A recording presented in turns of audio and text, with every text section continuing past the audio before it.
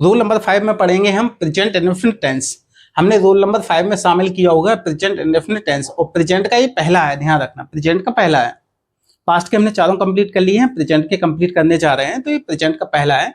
इसे present indefinite tense बोलते हैं। इसे हिंदी में बोलते हैं प्रेजेंट से निकलता है वर्तमान और इंडेफिनिट से अनिश्चित और टेंस से काल निकलता है, इसे इसलिए इसे अनिश्चित वर्तमान काल कहते हैं। इसे अनिश्चित वर्तमान काल कहने का क्या मतलब है, क्यों कहा जाता है इसे अनिश्चित वर्तमान काल? इसलिए कहा जाता है क्योंकि एग्जाम्पल से समझ लेते हैं। रक्षा साबुन लाती है, रक्षा साबुन तो लाती है, लेकिन कब से ला रही है, वो कब तक लाएगी, कोई समय फिक्स नहीं है। कब से ला रही है और कब तक लाएगी, कोई टाइम फिक्स नहीं है, इसलिए इसे अनिश्चित वर्तमान काल बोला जाता है। ठीक है ना, कब तक लाएगी, वो कब से ला रही है, कोई टाइम फिक्स नहीं है। जब टाइम फिक्स नहीं है तो क्लियर है वो अनिश्चित में आएगा, तो इसलिए इसे अनिश्चित वर्तमान काल बोला जाता है। तो मैंने समझा दिया प्रेजेंट इंडेफिनिट टेंस, इसे हिंदी में बोलते हैं अनिश्चित वर्तमान काल। और क्यों बोला जाता है तो मैंने एग्जांपल से आपको समझा दिया किस लिए बोला जाता है, कि इसमें टाइम फिक्स नहीं होता है, कब से ला रही है, कब तक लाएगी, इसलिए इसे अनिश्चित वर्तमान काल कहा जाता है। क्लियर?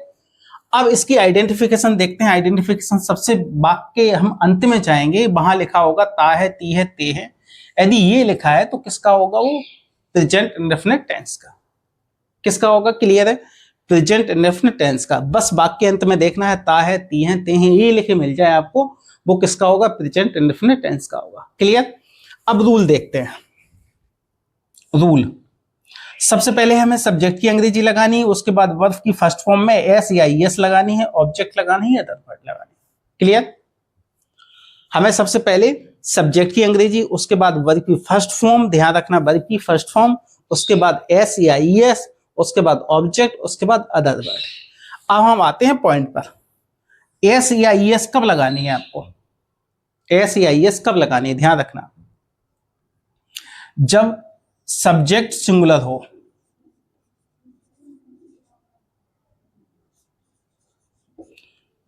तब वर्ब की फर्स्ट फॉर्म के साथ हम एस या ईएस जोड़ देंगे। क्लियर? सब्जेक्ट यदि प्लुरल हो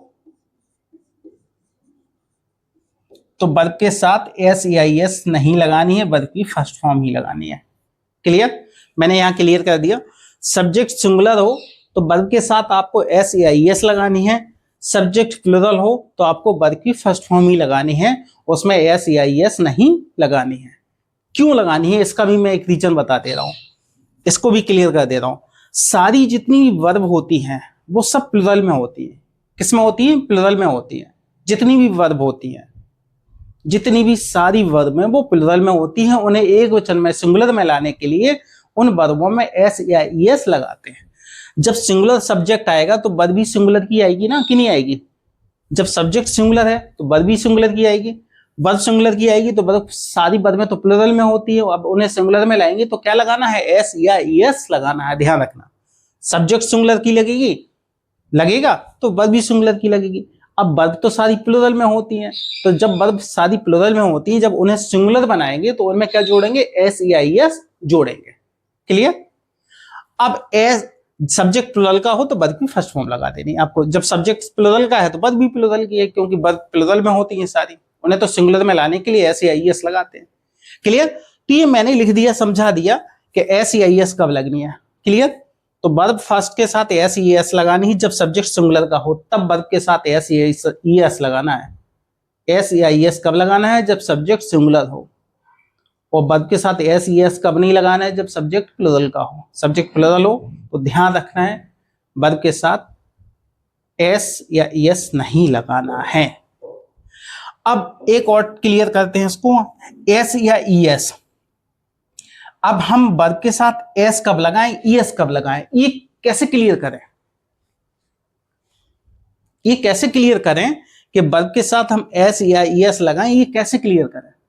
तो ध्यान रखना है, जिस वर्ब में अंत में ओ हो, सी एच हो, एस एच हो, एक्स हो, और भी ऐसे वर्ड होते हैं, उनके साथ आपको ईएस लगाना है। ध्यान रखना, उसमें एस नहीं लगानी, उसके साथ ईएस लगाना है। अब यहां क्लियर करते हैं, जैसे गो, वर्ब के अंत में देखिए ओ है तो इसमें क्या लगेगी? ईएस। कैच, इसमें सी एच है, मैंने सी एच लिखा, इसमें भी ई एस लगेगी। फिनिश FINISH, इसमें भी क्या लगेगी, ई एस लगेगी। एस एच है ना, एस एच लिखा था, एस एच है वर्ब के अंत में, इसमें सी एच है, इसमें ओ है। तो ध्यान रखना है आपको, वर्ब के अंत में देखना है, ओ है तो ई एस लगा देनी, वर्ब के अंत में सी एच है तो ई एस लगा देनी, वर्ब के अंत में एस एच है तो ई एस लगा देनी। क्लियर? तो ध्यान रखना है आपको कब आपको ई एस लगानी है और एस लगानी है। तो मैंने ई एस वाले कुछ एग्जाम्पल बता दिए हैं आपको, उन वर्बों के साथ अब ई एस का प्रयोग करिएगा, अन्यथा नहीं करना है यदि आपको ये वर्ब के अंत में नहीं मिलते हैं, तो ध्यान रखना है इस चीज का। बाकी सभी वर्बों में एस लगानी है। क्लियर? उसके बाद हमें ऑब्जेक्ट अदर वर्ड की बनानी है, और भी एक्स्ट्रा वर्ड दिए हों तो उसकी बना देंगे।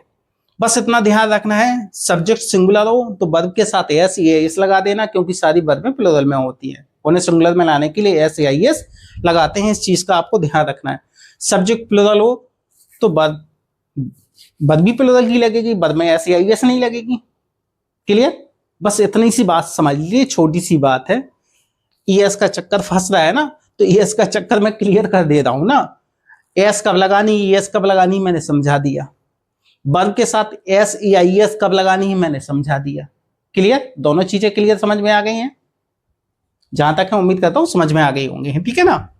सब्जेक्ट सिंगुलर हो तो वर्ब के साथ एस या ई एस लगा देना, सब्जेक्ट प्लूरल हो तो वर्ब फर्स्ट ही लगेगी, उसमें एस या ई एस नहीं लगेगी। वो भी मैंने रीजन बता दिया क्यों लगेगी, क्योंकि सभी वर्ब में प्लूरल में होती है। सब्जेक्ट प्लूरल का है तो वर्ब भी प्लूरल की लग जाएगी।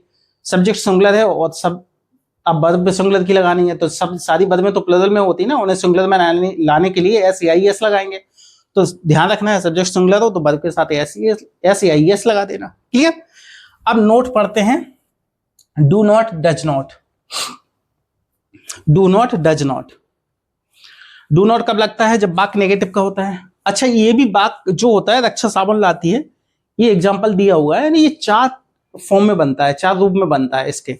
ये एफर्मेटिव लिखा हुआ है, इसी का नेगेटिव बनेगा, इसी का इंटरोगेटिव फर्स्ट बनेगा, जिसे सिंगल इंटरोगेटिव बोलते हैं, है ना। इसी का डबल इंटरोगेटिव बन जाएगा, जिसे इंटरोगेटिव सेकंड बोलते हैं।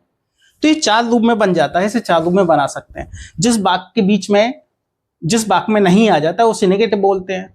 जिस वाक्य के पहले क्या आ जाता है उसे इंटरोगेटिव फर्स्ट बोलते हैं, यानी कि सिंगल इंटरोगेटिव बोलते हैं। जिस वाक्य के बीच में क्या, कब, कहां, क्यों आ जाते हैं उसे डबल इंटरोगेटिव बोलते हैं, यानी कि इंटरोगेटिव सेकंड बोलते हैं। क्लियर? तो 4 रूप में बनाते हैं, इसे एफर्मेटिव बोलते हैं। जिस वाक्य में नहीं, क्या, कब, कहां, क्या ये नहीं आते हैं उसे एफर्मेटिव बोलते हैं। क्लियर? तो हमने एफर्मेटिव का एग्जाम्पल लिया हुआ है, इसको देख लेते हैं, बना लेते हैं। तो ध्यान रखना, पहले नोट समझते हैं, डू नॉट और डज नॉट। ठीक है ना? डू नॉट और डज नॉट। डू नॉट कब लगेगी, सब्जेक्ट प्लूरल का हो। क्लियर? डज नॉट कब लगेगी, जब सब्जेक्ट सिंगुलर का हो। इस चीज का आपको ध्यान रखना है। सब्जेक्ट प्लूरल में हो तो डू नॉट लगा देना, सब्जेक्ट सिंगुलर हो तो डज नॉट लगा देना। डू नॉट, डज नॉट किस में आती है, नेगेटिव वाक्य। रक्षा साबुन नहीं लाती है, यदि नहीं भी जुड़ा होता है इस वाक्य में तो डू नॉट या डज नॉट क्या लगता, ये सब्जेक्ट डिपेंड करता है, सब्जेक्ट के ऊपर डिपेंड करता है। क्लियर? तो यहां तक में समझ में आ रहा होगा, है ना। तो नोट से हमने समझ लिया डू नॉट और डज नॉट कब लगानी है, मैंने बता दिया। सब्जेक्ट प्लूरल का हो तो डू नॉट लगानी है, सब्जेक्ट सिंगुलर का हो तो डज नॉट लगानी है। ये क्लियर समझ में आ गया। एग्जाम्पल से समझते हैं। रक्षा साबुन लाती है। सबसे पहले हम वाक्य के अंत में जाते हैं, देखते हैं टी है मिल रहा है ना, तो है से हमें प्रेजेंट मिला और टी से मिला हमें इंडेफिनिट। ठीक है ना? तो ये किसका होगा, प्रेजेंट इंडेफिनिट टेंस का। क्लियर? रक्षा साबुन लाती है, टी है से पता चल रहा है, था से पता चल रहा है प्रेजेंट का, टी से पता चल रहा है इंडेफिनिट का। तो ये वाक्य किसका होगा, ये वाक्य किसमें, इसकी पहचान क्या है, प्रेजेंट इंडेफिनिट टेंस। क्लियर? ये प्रेजेंट इंडेफिनिट टेंस का है। क्लियर? अब इसको हम बनाते हैं, रक्षा साबुन लाती है, उसी क्रम में बनाते हैं जो रूल लिखा हुआ है। सबसे पहले हम सब्जेक्ट की बनाएंगे, तो रक्षा इसमें सब्जेक्ट है, साबुन ऑब्जेक्ट है, लाना वर्ब है। क्लियर? तो उसको बनाते हैं। सबसे पहले सब्जेक्ट की लगानी ना, तो सब्जेक्ट इसमें क्या है, रक्षा है, तो रक्षा लगा दी हमने। वर्ब फर्स्ट है ना, वर्ब फर्स्ट के साथ हमें एस या ईएस लगानी है दूसरे नंबर पे, तो हम वर्ब फर्स्ट में लाना वर्ब है इसमें, तो ब्रिंग लगा देंगे, इसमें एस लगा देंगे। क्यों लगाएंगे, क्योंकि सब्जेक्ट सिंगुलर है, वर्ब में एस या एस कब लगानी है? जब सब्जेक्ट सिंगुलर हो। ध्यान रखना है, सब्जेक्ट सिंगुलर हो। सब्जेक्ट सिंगुलर में है तो वर्ब भी सिंगुलर में आएगी, और सिंगुलर में लाने के लिए वर्ब को एस या एस लगाना पड़ता है। इस चीज का आपको ध्यान रखना है। तो रक्षा ब्रिंग्स, अब साबुन की लगानी है, सॉप लगा दी, बस क्लियर, वाक्य बन गया, कोई दिक्कत नहीं है। तो रक्षा साबुन लाती है, रक्षा ब्रिंग्स सॉप लिख दिया। अच्छा, इसी को नेगेटिव बनाना है, रक्षा साबुन नहीं लाती, यदि मैं नहीं जोड़ दूं इस अगले वाक्य में, नहीं जोड़ दूं तो कैसे बनेगा? रक्षा नहीं की क्या लगेगी? Does not. लाना की क्या लगेगी? ब्रिंग। साबुन की क्या लगेगी? सॉफ। तो देखिए, रक्षा डज नॉट ब्रिंग सॉफ। तो ध्यान रखना, रक्षा सिंगुलर है, तो मैंने यहां क्या बताया था? सब्जेक्ट सिंगुलर हो तो डज नॉट लगानी है, तो यहां हमने डज नॉट लगाई। रक्षा सिंगुलर है इसलिए डज नॉट लगाई है। क्लियर? मैंने यहां बताया था कि सब्जेक्ट सिंगुलर हो तो डज नॉट लगानी है, सब्जेक्ट प्लुरल हो तो डू नॉट लगानी है। तो यहाँ रक्षा सिंगुलर है कि प्लुरल है? रक्षा एक है कि बहुत है? रक्षा एक ही है ना, रक्षा सिंगुलर है। रक्षा सिंगुलर है तो क्या आएगी? डज नॉट आएगी ना, इसके अनुसार मैंने जो बताया था डज नॉट आएगी, डज नॉट लगा दी। लाना की ब्रिंग लगा दी, साबुन की सॉप लगा दी। क्लियर? तो रक्षा डज नॉट ब्रिंग सॉप, ये क्लियर होता है, समझ में आ रहा है? तो ऐसे आपको समझ में, मतलब मैं जहां तक उम्मीद करता हूं समझ में आ गया होगा। वर्ब के साथ एस या एस कब लगानी है मैंने बता दिया है ना। सब्जेक्ट्स के साथ वर्ब की फर्स्ट फॉर्म कब लगानी है, वर्ब की फर्स्ट फॉर्म के में एस या एस कब लगानी है, मैंने सारी चीजें आपको बता दी हैं, जहां तक समझ में आ गया होगा। एक बार और थोड़ा रिपीट कर दे रहा हूँ। सब्जेक्ट सिंगुलर हो तो वर्ब की फर्स्ट फॉर्म में एस या एस लगा देना है। सब्जेक्ट सिंगुलर में है तो वर्ब की फर्स्ट फॉर्म के साथ एस या एस लगानी है। आपको ध्यान रखना है इस चीज का। क्यों लगानी है मैंने रीजन भी बता दिया कि सारी वर्ब प्लुरल में होती है, उन्हें सिंगुलर में लाने के लिए एस या एस लगाते हैं। तो जब हम वर्ब की फर्स्ट फॉर्म में एस या एस लगाएंगे तो क्लियर, जाहिर सी बात है कि सब्जेक्ट सिंगुलर होगा तभी हमें वर्ब में एस या एस लगानी पड़ेगी। क्यों लगानी पड़ेगी? क्योंकि सारी वर्ब में प्लुरल में होती है, उन्हें सिंगुलर में लाने के लिए एस या एस लगाते हैं। सब्जेक्ट प्लुरल हो तो वर्ब की फर्स्ट फॉर्म लगेगी, एस या एस नहीं लगेगी। ध्यान रखना इस चीज का। क्लियर?